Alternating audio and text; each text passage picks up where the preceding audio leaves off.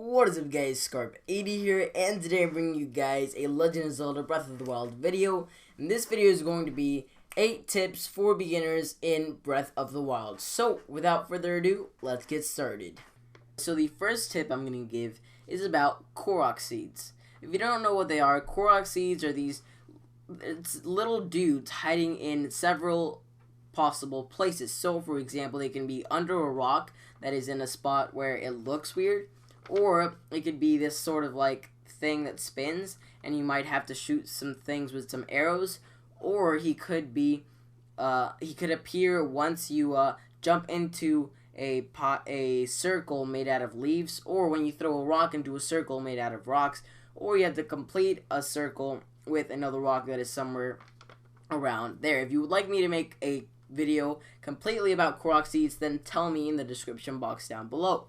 But what I'm trying to tell you is, as I was playing the game, and I know this because some other people that I've talked to have also told me this, they have sort of gone like, nah, I'll get that Korok seed later, I want to do something else. Don't do that, alright? It's much easier if you just grab the Korok seeds as you go, or else, first of all, you won't remember where the Korok seed was, and second of all, you'll have to come back, and it'll just waste your time, and it'll just take more time than if you just do it as you go. I don't think you should go out of your way looking for Korok seeds every time you explore a new location.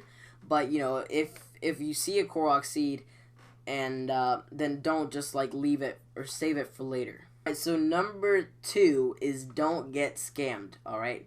So lots of people, almost everyone that you meet, almost everyone, will be willing to buy or sell things. Don't buy any of their stuff, okay? Just don't do it. Because they sell it for prices that are much more expensive than what they actually cost. If you actually test this and buy something from them and then try and sell it back, they sell it for like 80% more expensive, you know? So it's just not worth it, alright? It's just not worth it. And sometimes you will need to buy certain things for like quests. Go ahead, do it, but don't like buy because you're lazy to like go looking in the woods for a certain thing that you might need. Unless it's like kind of rare, then it might be worth it. But you know, try not to. Number 3 is get a horse. All right, so throughout this game, you're gonna be doing a lot of fast traveling once you're actually, you know, sort of advanced in the game and you actually have shrines in certain regions of the game. But before that, you're going to be using your horse a lot. So it's very important that you get a horse early in the game.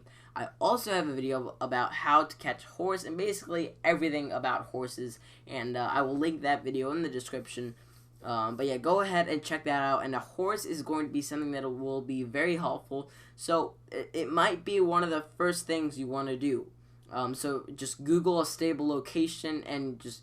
They're pretty close to the Great Plateau, so you'll just, you know, register, and you can find horses right next to stables. For number 4, speaking about fast travel and shrines, go find yourself some shrines, alright? It's very important that you don't just go and fight the Divine Beast. On your way to fight the Divine Beast, get as many shrines as you can, and that will make your traveling a lot faster, alright? It'll save you a lot of time if you just find the shrines that are close to you, and the way you want to do this, an easy way to do this is to get to the nearest tower or very high place and scout some shrines around there. Also use your Sheikah sensor, and that will help you out a lot. Alright, for the next tip, which is number 5, I have a full video on how to do this. Again, as like a couple other things in this list, I have a full video about how you can farm rupees. And in the beginning of the game, not so much in like as you're, you know, towards the end, but in the beginning, this is gonna be very, very helpful for you guys,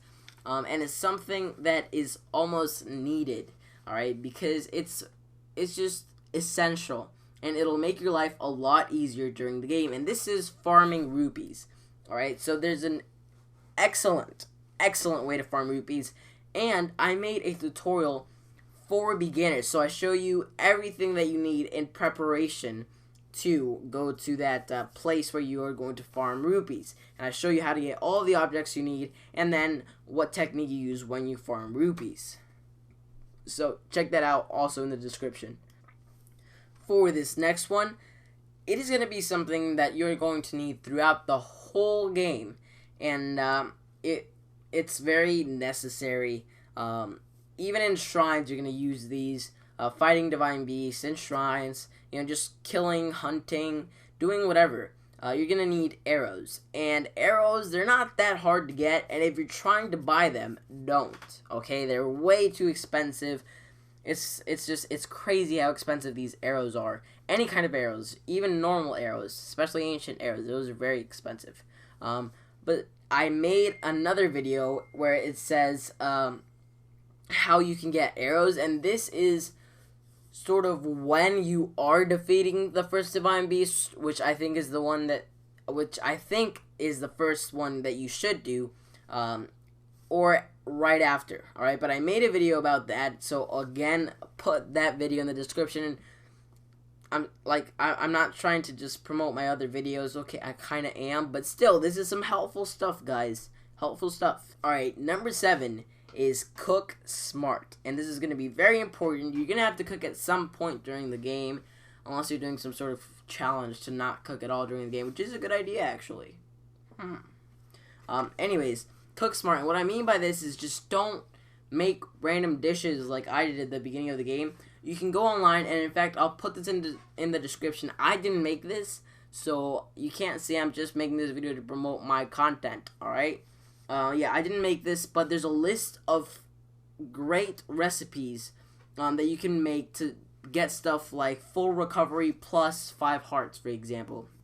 And it'll just be really, really helpful, and you can, save some of your materials and not get dubious food, and actually use the food for something that will give you greater benefits in the future. Alright, so for number 8, this is something that I did, and I found out that most beginners do, is most of us try and sort of avoid guardians or stuff that we think we can't handle, especially if it's your first time playing a game like Zelda, Breath of the Wild. But don't do that. Don't be afraid. Actually, what you should do, you should try and practice. So, save your game, go up towards the guardian with the shield, and practice parrying them and defeating them, and that will make your life in the game so much easier. Plus, if you actually go and try and farm guardians and get their pieces and stuff, you can actually sell those for a lot of money, get awesome armor, upgrade your armor, and get some other awesome suits, because you can sell the pieces and give you a lot of more rupees. So again, another way to make rupees. But I suggest, first of all, you use them to get armor, and then to upgrade that armor. So, just keep that in mind, and don't be afraid to fight guardians. They're not that hard once you actually get the hang of parrying. If you don't know what parrying is, then I suggest you, YouTube it. Parrying in Breath of the Wild is really easy, P-A-R-R-Y. Alright guys, thank you so much for watching this video. I hope that you enjoyed and that these 8 tips have been useful for you. Go check out my other videos and subscribe to my channel. Turn on notifications.